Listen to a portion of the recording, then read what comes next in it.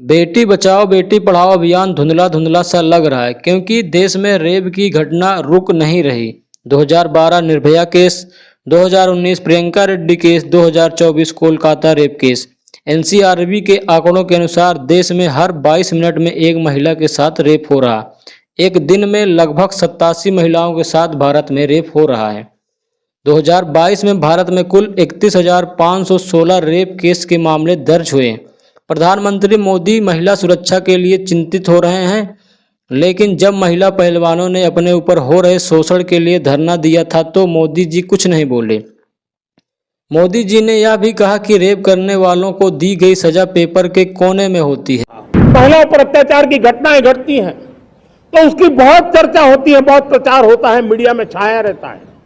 लेकिन जब ऐसे राक्षसी मनोवृत्ति व्यक्ति को सजा होती है तो वो खबरों में कहीं नजर नहीं आती, एक कोने में कहीं पड़ा रहता है। तो मैं मोदी जी से पूछना चाहता हूं कि प्रज्वल रेवन्ना को कितनी कड़ी सजा दी गई, बीएचयू रेप केस में इन तीनों को कौन सी सजा दी गई और ये महाराज रेप केस की सजा पाकर पैरोल पर बाहर घूम रहे हैं।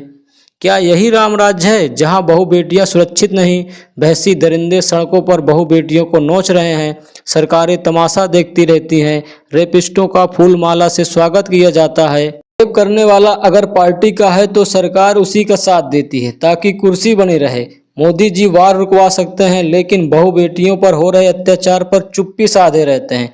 लगता है बेटी बचाओ बेटी पढ़ाओ अभियान चेतावनी है कि अपनी बहनों और बेटियों को नेताओं से बचाओ, क्योंकि कुर्सी पर बैठे आधे से ज्यादा लोगों पर कोई न कोई केस दर्ज होगा, तभी तो रेप केस कम नहीं हो रहे हैं। निर्भया केस के बाद अब तक 3 लाख से अधिक रेप केस के मामले दर्ज किए जा चुके हैं।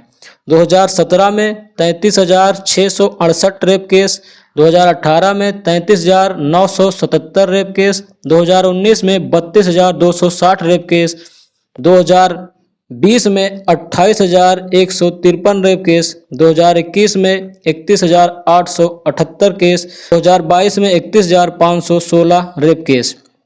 क्या हम ऐसे ही विश्वगुरु बनेंगे? जिस देश में बहु बेटियां सुरक्षित नहीं वह विश्वगुरु कैसे बनेगा? मोदी जी से हाथ जोड़कर गुजारिश है कि चीन को लाल आंख दिखाने के बजाय रेपिस्टों को दिखाओ। अरे कहाँ गया आपका वो 56 इंच का सीना?